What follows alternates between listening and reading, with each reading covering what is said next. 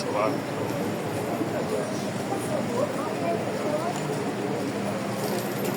Em cima do outro, né?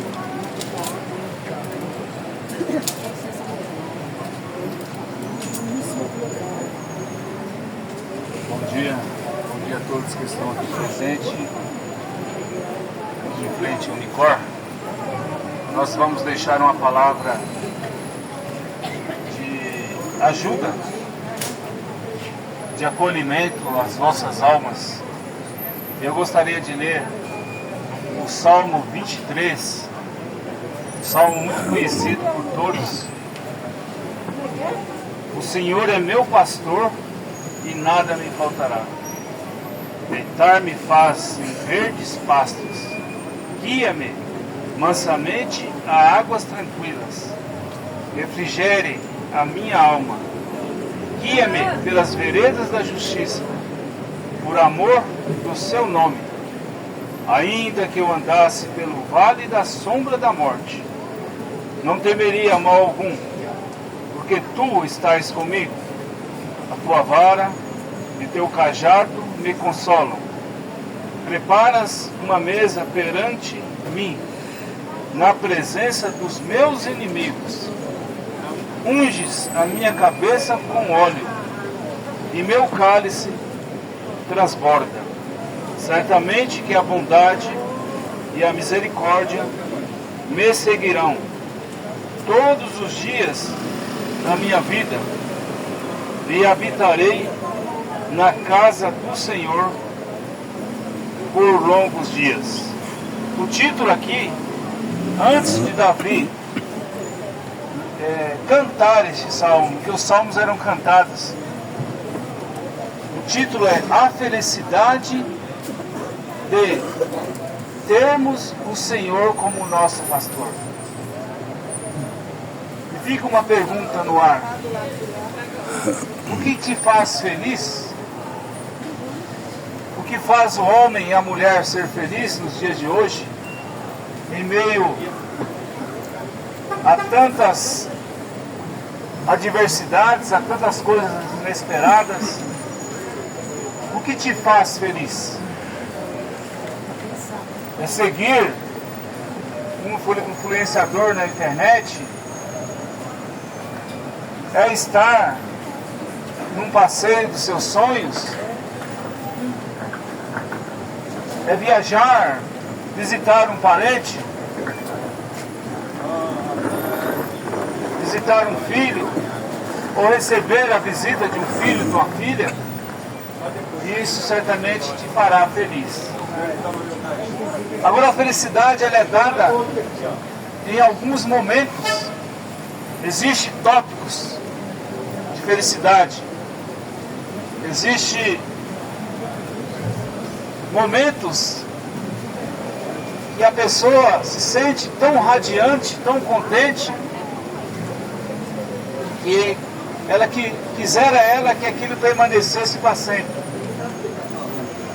Mas não é assim a vida. Porque a vida nossa aqui nessa dimensão, ela é cheia de altos e baixos. Ela é mais ou menos igual um eletrocardiograma. O coração sobe, desce, aqueles riscos. Muitos conhecem o eletrocardiograma, muitos já fizeram isso. Assim é a nossa vida. E existem momentos felizes, existem momentos de sorriso, de gargalhadas, e existem momentos de tristeza. Agora, quando a pessoa tem a felicidade de ter Jesus como pastor, mesmo mesmo tendo uma tristeza existente, há uma alegria por dentro da pessoa. Porque a palavra de Deus, que é o bom pastor, que é Jesus que deu a vida pelas ovelhas, faz com que a pessoa tenha regozijo em meio à tribulação, em meio à dificuldade. A sua alma é alimentada com a palavra de Deus. E muitas das vezes, o que faz o homem, a mulher, estar triste é a falta de alimento espiritual. É a falta de Jesus Cristo no ser da pessoa. E muitas vezes, o próprio Criador, ele permite que o homem, que a mulher, passe por momentos difíceis para poder ele lembrar do bom pastor, ele lembrar do Criador. É sabido que as ovelhas, o animal ovelha no sentido natural, ela não consegue sair do curral e ir até o pasto. Alguém tem que levá-la, que é o pastor de ovelhas. E muitas delas pegam aquele hábito de seguir o pastor. E ele vai levando elas, conduzindo elas, e ele fica ao redor, porque pode chegar um lobo, um tigre, um leão. Nos tempos antigos era dessa forma. Mas ele está ali pronto, de prontidão, para tirar aquele predador do meio delas. Agora imagine se elas não tivessem um pastor para protegê-las. Elas seriam devoradas pelos animais selvagens. E aconteceu que um momento, essa história é verídica, o pastor tinha uma ovelha rebelde no meio daquele rebanho. E aquela ovelha sempre dava trabalho para aquele pastor. Ele sempre, quando ele contava, lhe faltava uma. Ele ia atrás dessa ovelha. E teve uma vez que ele tirou ela da boca do lobo. Ele matou o lobo e tirou ela da boca do lobo. Aí ele colocou ela nos ombros, quebrou as pernas dela. E as pessoas perguntaram: por que você está fazendo isso? Você não ama esta ovelha porque você está quebrando a perna dela? E ele, mesmo assim, ele quebrou a perna da ovelha e colocou no ombro e levou ele de volta. Aí questionaram ele: como é que você faz isso? Como é que você é um bom pastor fazendo isso? Se vingando da sua ovelha. Aí ele disse: o que eu estou fazendo agora, vocês vão entender mais tarde. Passando uns dias, ele começou a tratar daquela ovelha, dar alimento para ela, junto ali, no local, ali no curral, tendo mais contato com aquela ovelha, foi ficando mais próximo daquela ovelha foi ficando mais próximo daquele pastor. E ela foi sarando aquela perninha dela. Foi sarando, e ele disse às pessoas: eu quero ver mais esta ovelha fugir de mim, porque eu dei para ela um contato, eu dei para ela um alimento na boca dela. Ela teve um contato comigo, ela sentiu o meu cheiro. E desde então aquela ovelha nunca mais se rebeliou. Nunca mais ela correu perigo de estar na boca de um lobo, de um leão. Moral da história: muitas vezes você é uma ovelha rebelde.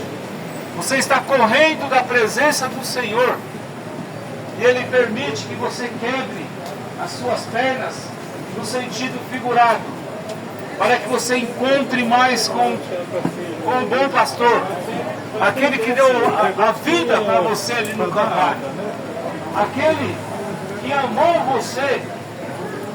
Ele morreu para dar a vida para você. E Ele permite algumas situações para que o homem, a mulher, se encontre com o bom pastor.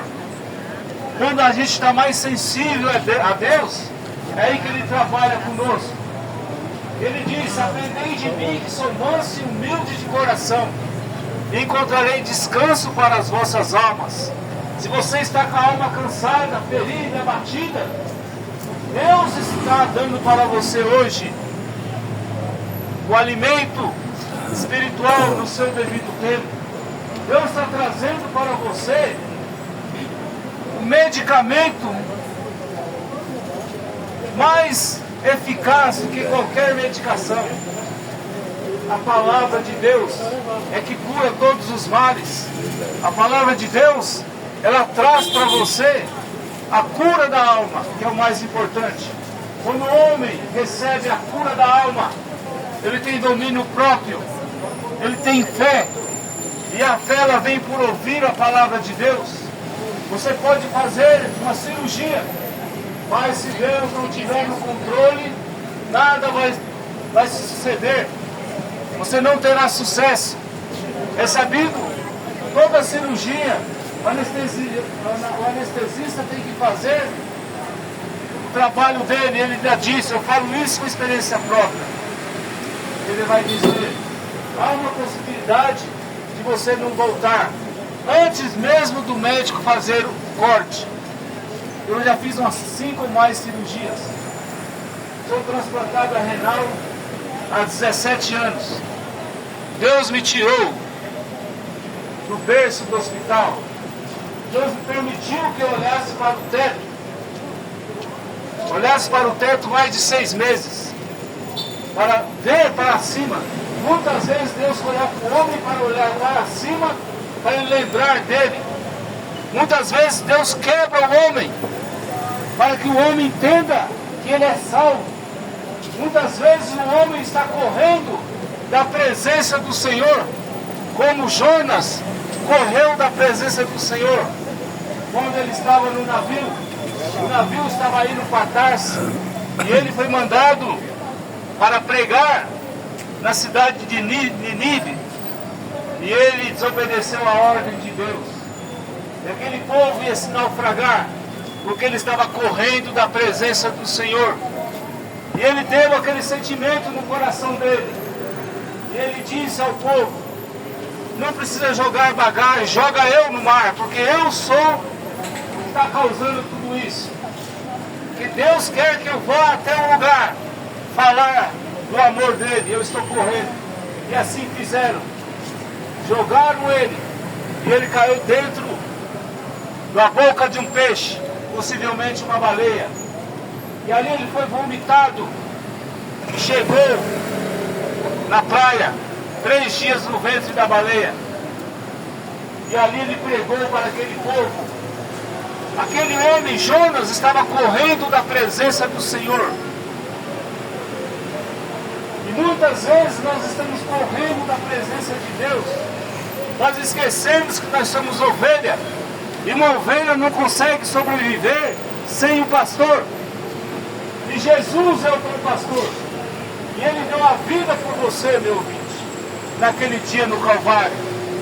Eu quero fazendo essas histórias, ajuntando, para que você entenda o valor que você tem para Deus.